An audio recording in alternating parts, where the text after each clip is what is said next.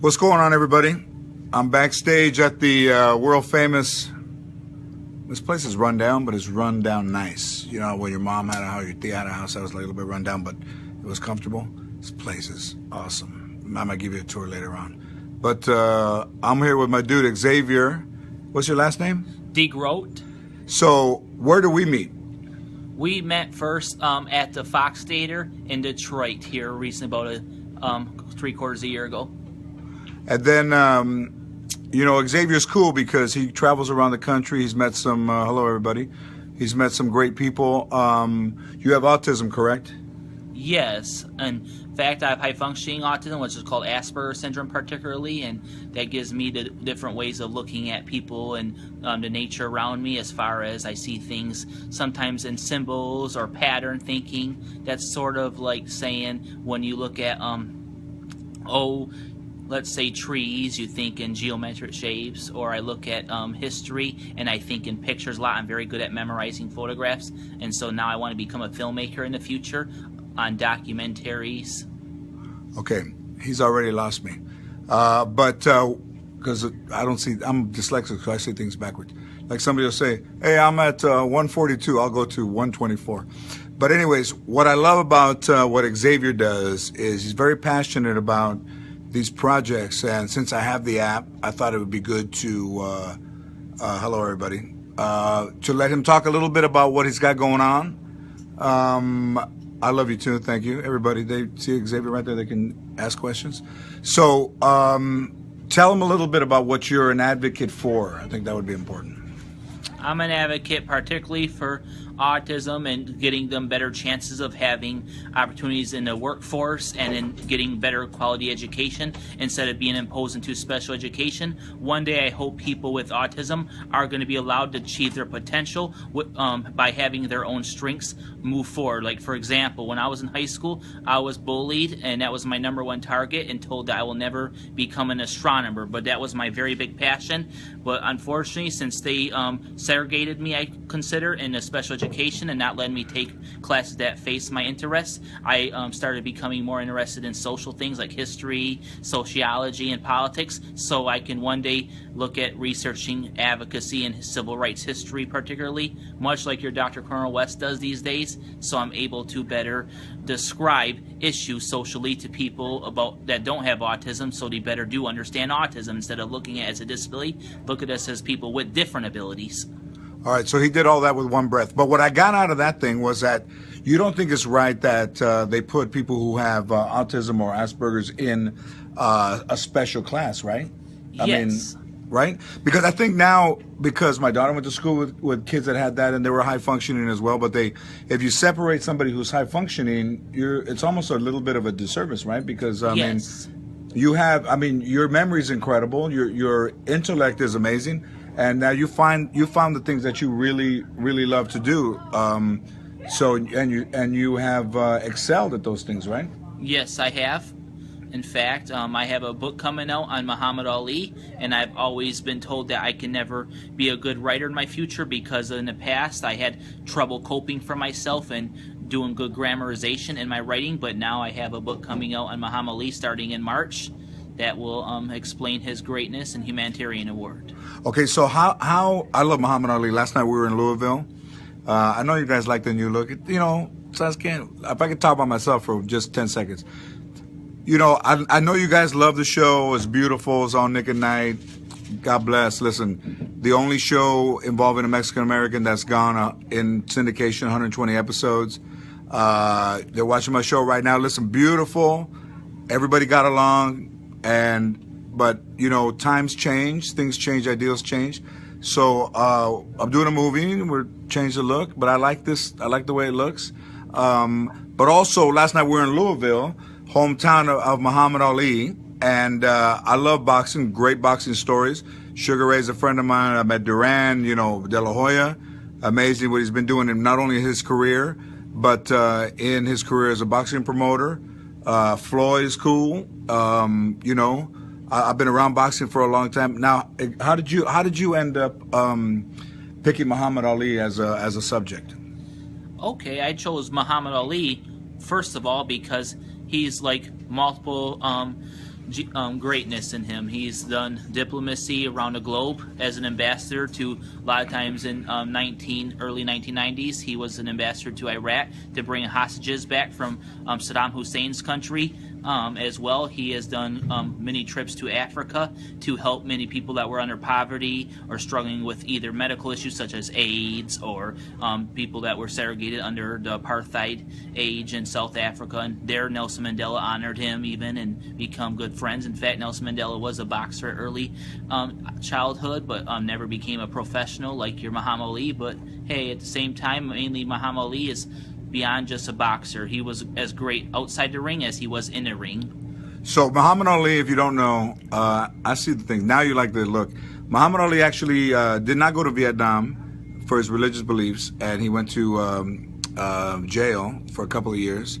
And you got to remember your history. A lot of times people don't want to remember history. History of everything that you love. Music, we're in Motown here in Detroit.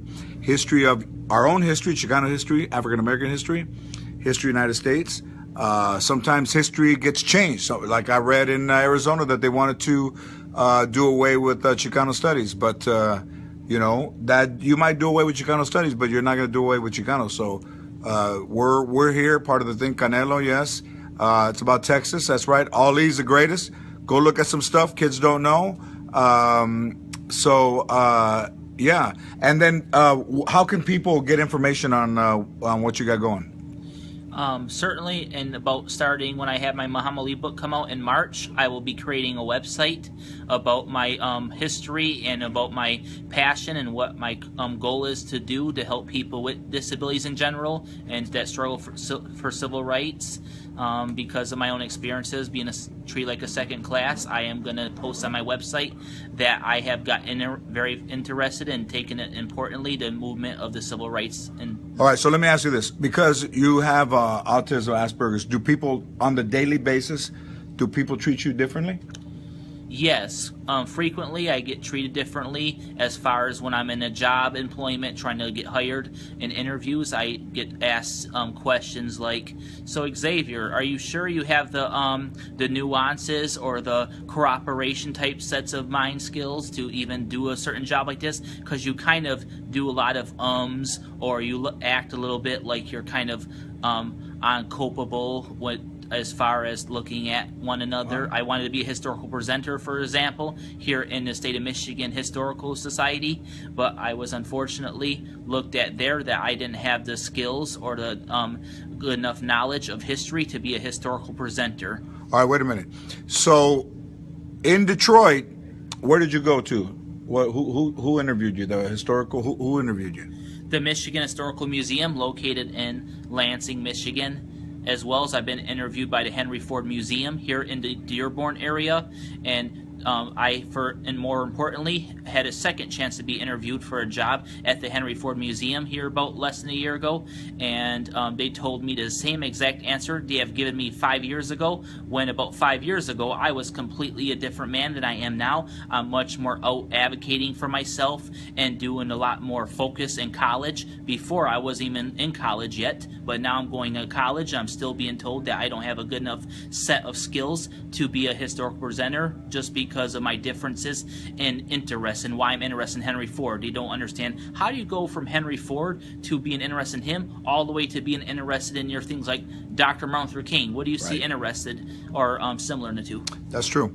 All right, so I think in this country we expect everybody to act the same. But let me tell you something. Nobody is the same, and nobody has the same intellect, and no one has the same personality. But listen, when you try to make everybody the same, you just divide people and spread them out to be more different. So different and cultural differences and human differences, personality differences aren't different. It's good. It's what gives texture. Listen, if you made soup and you didn't throw salt in there or pepper, you didn't throw a pata in there, you didn't throw carrots in there, some potatoes, you don't have a full meal. So if you're out there, Henry Ford place, like, you know, we're not going to hit you up, but anybody that's out there that watches this video, there's going to be a lot of people that watch this video. You know what? Don't look past someone by what they show you the first time. Let them show you their intellect, like X right here, man. You mind if I call you X?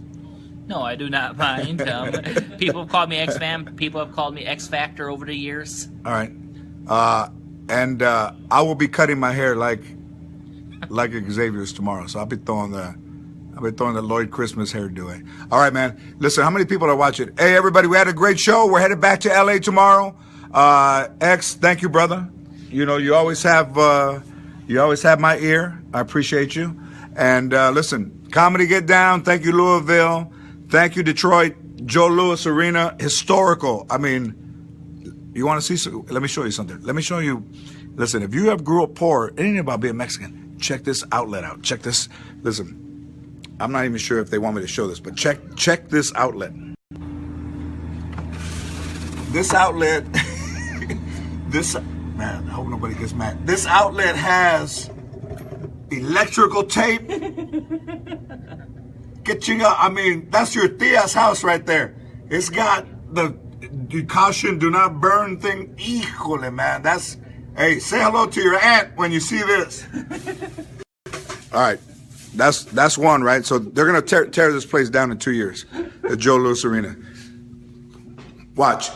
They knew I like lowriders. I'm in the bathroom now. Look how low this urinal is to the ground. All right, come on. I mean, there's Doug right there that got pulled over yesterday. Look how low they made this urinal. This urinal is like, it's like a lowrider car. You can't put a cigarette pack. Hey, no, don't you want to? Hey, come on, man. What's wrong with you?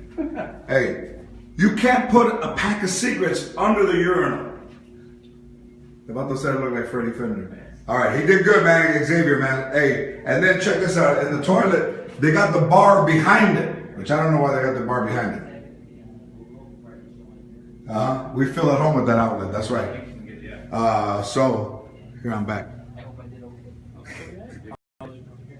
All right, so badass. All right, thank you guys. X, thank you. I think we're going into the night into Detroit. X, say thank you to everybody. Thank you, everybody. All right. Say good night, Gracie. Good night, Gracie.